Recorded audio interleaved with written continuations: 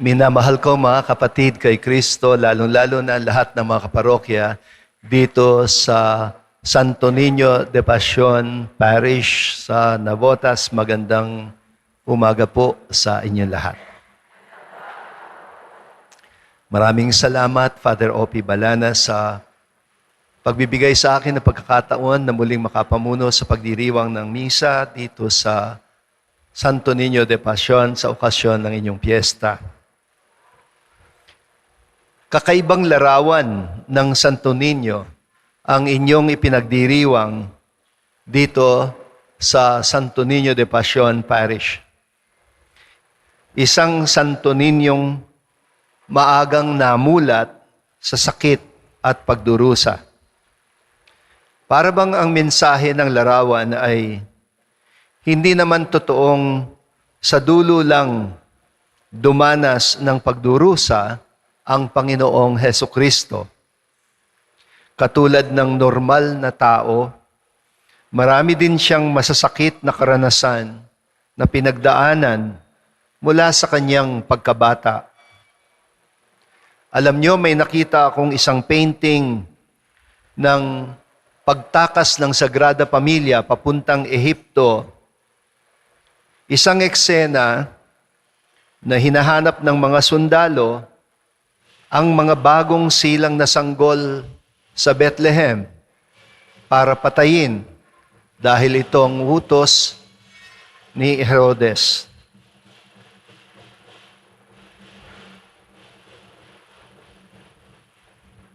Ano po yun?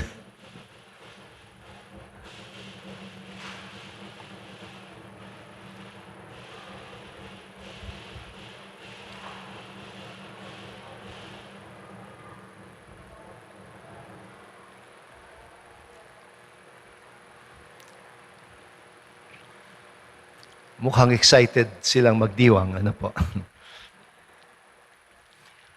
So sinasabi ko na mayroong isang eksena ng flight to Egypt. Hinahanap ng mga sundalo ang mga bagong silang na sanggol para patayin. Si Saint Joseph nasa labas ng bahay, binabantayan ang kanyang mag-ina. At si Mama Mary nasa likod ng isang pader, takot na takot. Karga-karga niya ang Niño Jesus. Tinatakpan ng bibig nito para hindi marinig ng mga sundalo ang iyak ng bata. Sabi nila, kahit wala pang kamuwang-muwang, ramdam na ng mga bata ang nararamdaman na pangamba ng kanilang nanay. Siguro yung dahilan kung bakit lumaki siyang napakatindi ng malasakit sa kapwa. Dahil dumanas din siya ng masasakit na karanasan mula sa pagkabata. Ibang klasing sakit ang malasakit. Yun bang nasasaktan ka kapag nasasaktan ang mga mahal mo sa buhay?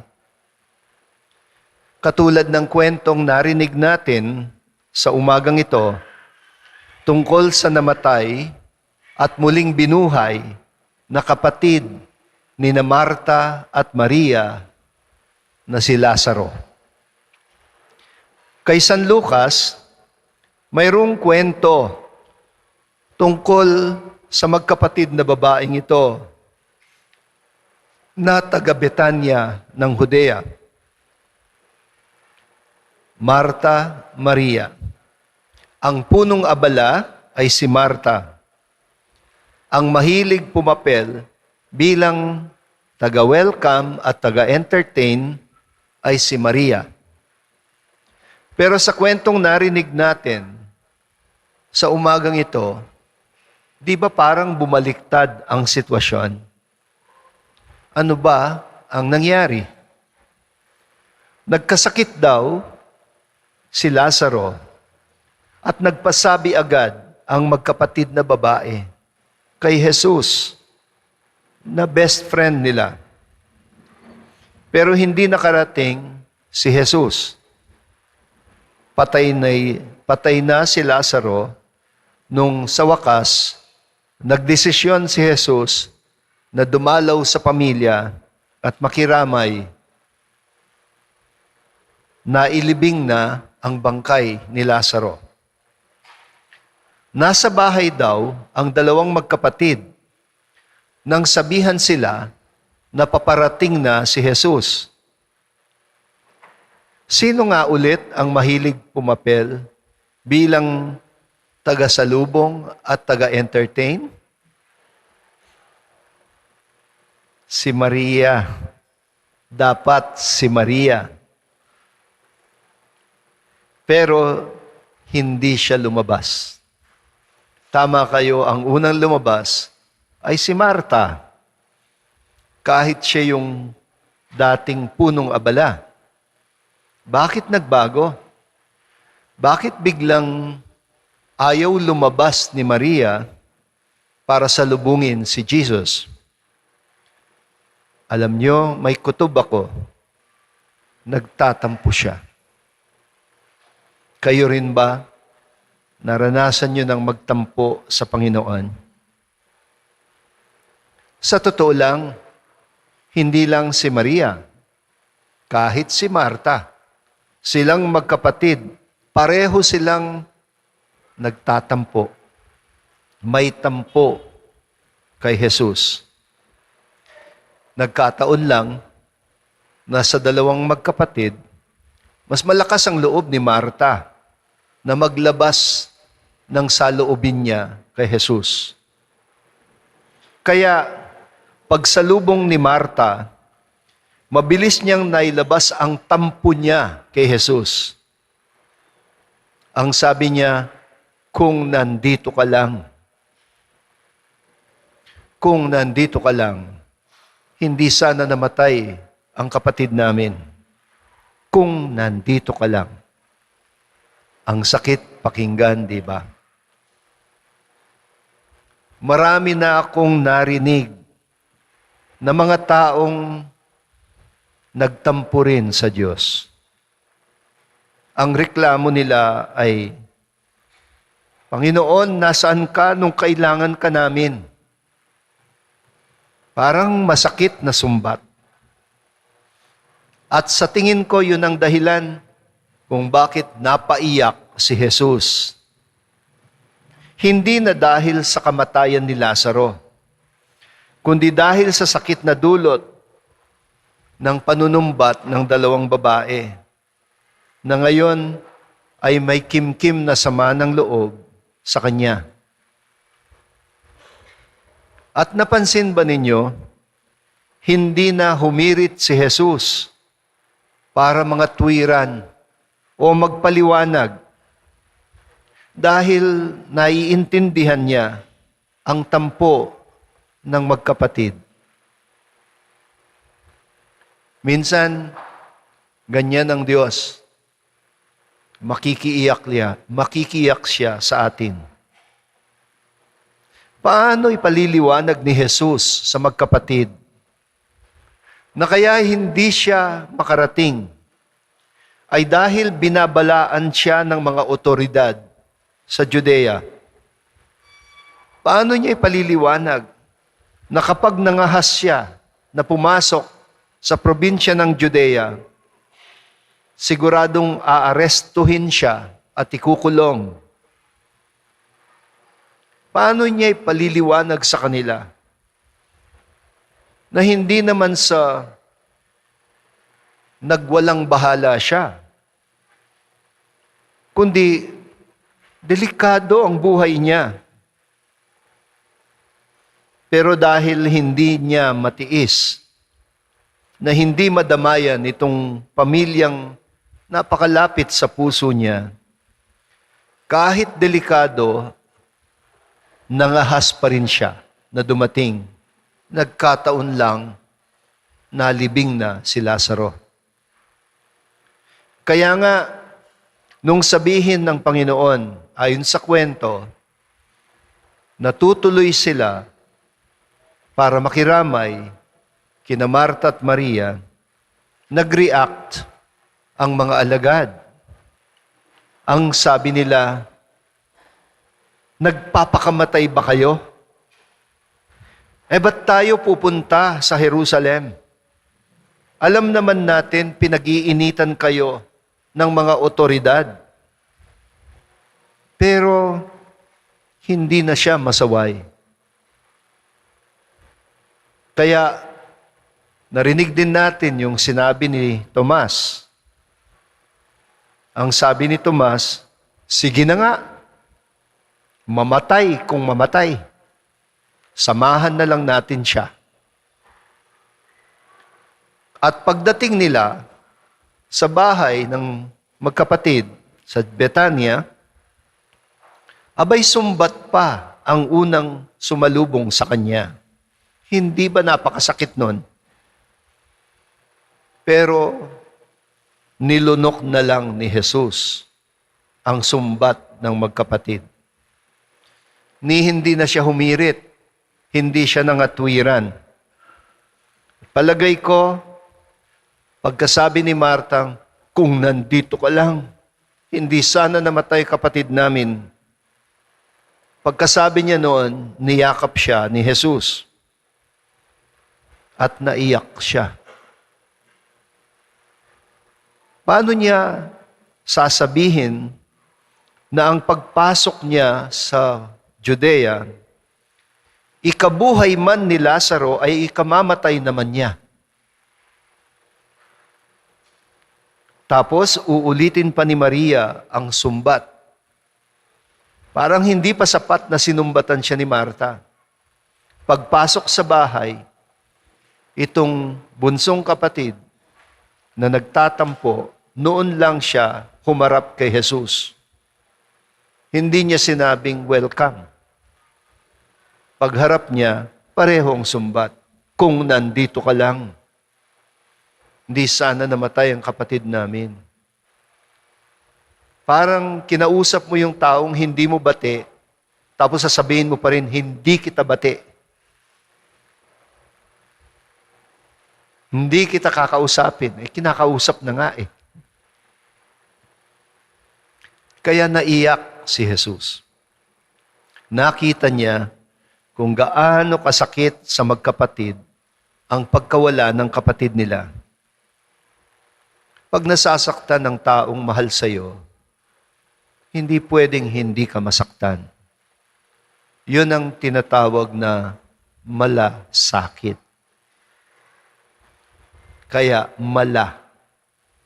Kasi ang nasasaktan ibang tao, pero nasasaktan ka rin.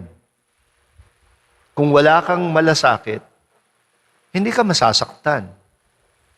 Wala lang. Hindi mo naman kaano-ano yung tao eh. Pero pag mahal mo yung tao, ang sakit niya, sakit mo rin. Pero alam nyo, parang palaisipan ang dulo ng kwento. May nagtanong sa akin, binuhay si Lazaro. Ang sabi sa akin, Bishop, ito na ho ba yung tinatawag nating resurrection, muling pagkabuhay? Nagulat siya, ang sabi ko, hindi. Patikim lang yan. Sa English, ang tawag dyan, resuscitation. Hindi resurrection. Bakit? Kasi namatay siyang muli.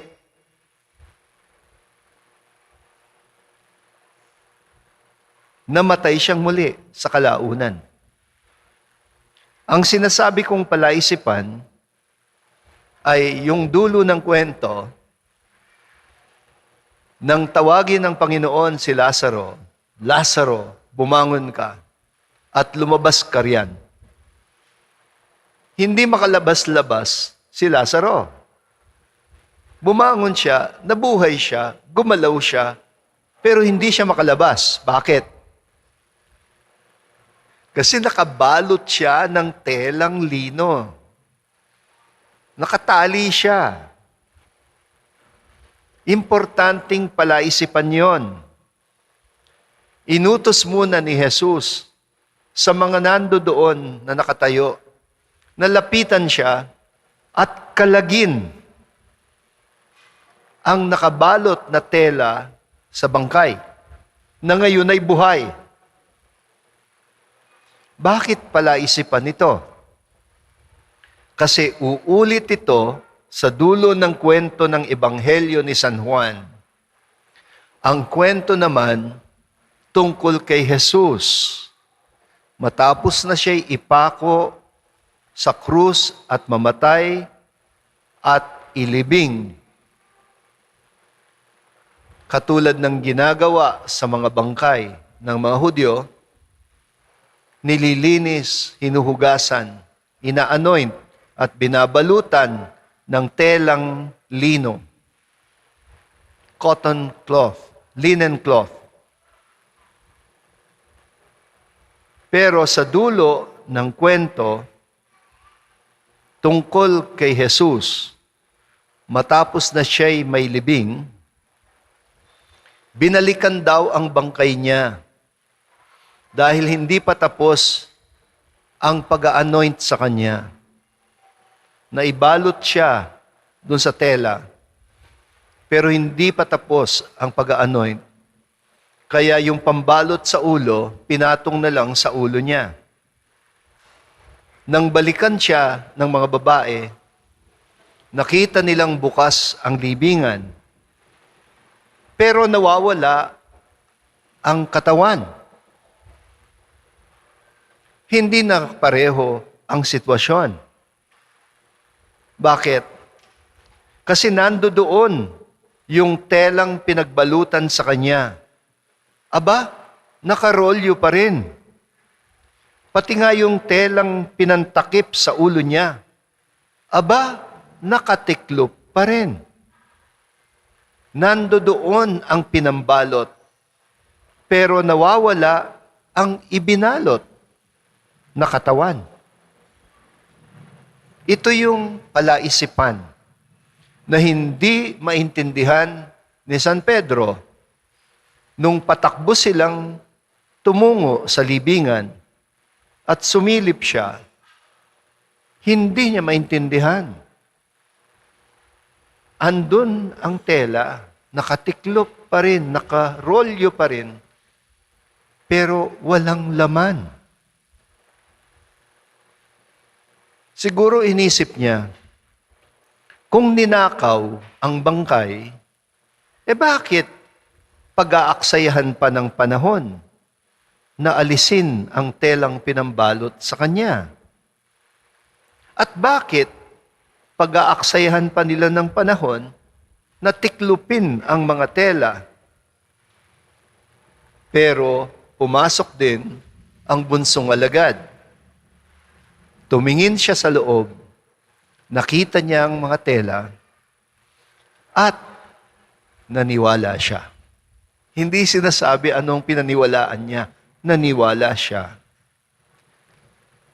Ibig sabihin, karugtong ito ng kwento ni Lazaro. Pero hindi nakapareho ng pangyayari. Nabuhay ngang muli si Lazaro, pero katawang lupa pa rin ang nabuhay. At hanggat katawang lupa, mamamatay yan muli. Hindi pa yan ang resurrection. Ang resurrection ay, sabi nga ni San Pablo, sa kanyang paliwanag, sa kanyang sulat sa mga Romano, chapter 6, verses 9 to 11. At ito yung iiwan ko na dapat pagnilayan ninyo. Sabi ni San Pablo, alam natin na si Kristo ay muling nabuhay at hindi na muling mamamatay. Kaya hindi na katawang lupa dahil hindi na muling mamamatay. Wala nang kapangyarihan sa kanya ang kamatayan. Minsan lang siyang namatay para sa ating mga kasalanan at nabubuhay siya ngayon para sa Diyos. At dahil na kay Kristo na kayo, ituring ninyo ang inyong sarili na namatay na sa kasalanan at nabubuhay na para sa Diyos. Yon ang palaisipan. At yon ang magpapaunawa sa atin. Ano ang ibig sabihin ng muling pagkabuhay? Para kang tumingin sa isang caterpillar na nabalot sa cocoon. At pagkatapos, minsan dinalaw mo yung cocoon, balat na lang, walang laman, pilit mong hinahanap yung caterpillar. Hindi mo siya makita kasi lumilipad na ang paru-paro. Ito yung misteryo ng muling pagkabuhay. Amen.